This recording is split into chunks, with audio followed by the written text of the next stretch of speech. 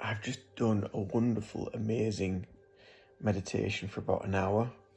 That's probably one of the longest ones I've done for a long time, and just felt the need to do it just to push the boundaries a little bit, because you can get a little bit stagnant in your practice and you can just do like 10 minutes here, 20 minutes there. But this morning I just wanted to really get back into doing a nice long meditation. So I've done that this morning. Still feeling a little bit spaced out, but some of the information I was getting was like really, really profound. I don't want to go too deep because you can kind of like lose people a little bit. But one of the things that I was sort of connecting with and hearing and feeling while I was there in this wonderful space was trying to help people understand what we're doing in meditation and why do we meditate, what we're looking to achieve in meditation. And the biggest message that I got really was we're not trying to achieve anything. We're letting go of beliefs, we're letting go of structures, we're letting go of the need to try and find something. And it's only then when you start to release and let go of all this need and want and expectation that we want to get from something, do things start happening. When you start actually feeling the benefit of the meditation. And that's a really, really difficult concept for a lot of people to realize and come to terms with, because we have this thing called ego that is always wanting a solution, that is always wanting an answer, that is always looking for a reason, and also looking and trying to give you the reasons why you shouldn't do something, why you shouldn't try and meditate. Because the meditation it's an aspect of you that is separating you from the ego, and the ego doesn't like you to do that. It doesn't want you to find the separation, and it also doesn't want you to find the answer that is already there within you. So it sounds a little bit mystical, it sounds a little bit woo-woo for a lot of people. So if you're not in this field of work and you don't really understand it, then I totally get it, because I didn't understand it either. I didn't get it until I started meditating in my 20s, and now I'm now 45, and I couldn't live without it. I really couldn't. I try and meditate every day as best as I can. Some days is shorter than others, and today I have a bit of extra spare time because I've had a client cancel, so I just thought, you know what, let's just do it, because I've been wanting to do this for a long time. So yeah, for an hour. So we're not really looking to do anything when we're in meditation. But there is a few stages that we go through as we're going into the meditation. And the first sort of 5-10 minutes, it's all chatter up here. It's all mental stuff. It's all stuff that is playing out day to day. It's things that you got to do. It's what you're doing tonight. It's what you need to do for later. It's just your everyday mundane stuff will keep popping up into the mind. So the key for this is to not try and stop it, not think, oh, there's a thought come in, I need to stop it, because that is creating tension, it creates frustration. What you can do is try over practice, it takes time, try to separate yourself from the thought and just be an observer. Just watch the thoughts come and go and allow them to just do what they need to do.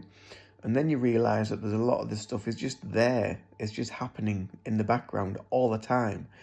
And that is usually why we start to feel like exhausted mentally and emotionally, and physically as well. So just allow this stuff to happen. Just observe it as a watcher. Be the watcher. Imagine when you're in the meditation that you just sat on a park bench, or you're sat on a busy street, and the thoughts of the people just coming and going, passing you by, and that's all you're doing, you're just observing. You then go to another stage where things start to quieten down a bit, and you start to think, I'm getting it now. And then the thoughts start coming back again. Again, just go back into just the observation, the breath, focusing on the breath, just breathing. After around about 20-25 minutes, sometimes half an hour, that's when you get to the sweet spot. You find yourself going deeper and deeper. Everything's subsided, and you've passed this almost, it feels like a veil. you've passed a veil of the physical realm, and you start to step into the spiritual realm.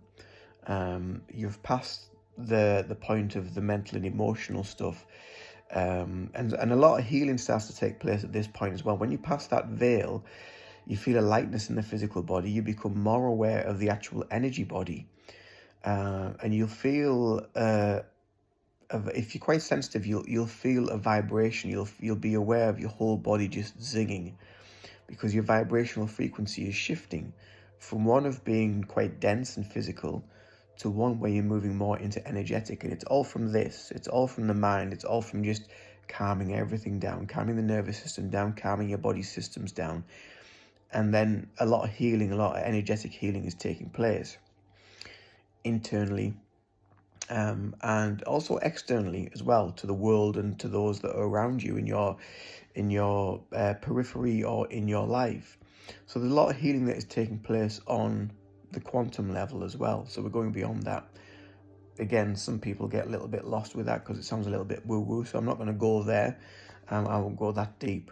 But there is a lot of... So meditation is a form of energy healing. So you're healing your energy because you're calming your mind, you're calming your body, you're calming your emotions, you get into this wonderful vibrational state. After half an hour, that's when the really, really great things start taking place. And, you know, for me today, it was just like, wow, I could feel a lot of stuff being released, a lot of stuff being shifted. You know, I was in Akashic frequencies, feeling things being released, shackles and heaviness being released from my energy body and my physical body as well. I was feeling things being lifted and released from my heart, from my throat. I was having a communication with my higher self. Yeah, so there's a lot of stuff that can go on, but that will only happen with practice. So you've got to turn up for yourself each and every day. You've got to do the doings. It's like anything in life.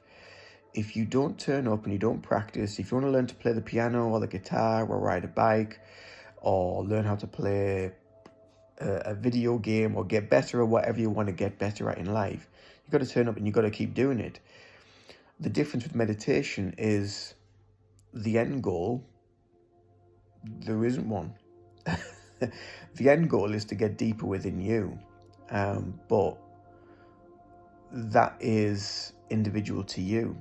And the more you start to learn about yourself through meditation, you start to peel away different layers, and you get more and more, and you get better at it. But you also get better at not expecting anything. Because I think when you start expecting things, you're allowing the ego to come back in, and also it starts to create tension internally within the body, within the mind, and within the emotions. So the biggest part about it is just let go. Don't expect, and then wonderful things happen on that journey. So if you're interested in meditation, you want to get into meditation, I am a meditation teacher and coach. Yeah, I'm still practicing. I got to practice every day. I'm still going through the everyday stuff that you go through as well. You know, I'm not a guru or anything like that. I am just an everyday person that practices a lot of different healing modalities because of my own healing journey of what I've been on. So I understand. I've been there. I can give compassion for the various situations and places that people come to me from. So if meditation is something you feel called to do and want to learn more about, then head over to my website. All links are always in my bio or descriptions box or wherever this video ends up. And you can get in touch and I can give you pointers, or you can join me on a Zoom call or in person for one-to-one, where I can help you on your meditation journey. So if that sounds interesting, head over to the website and I will speak to you soon. Toodaloo.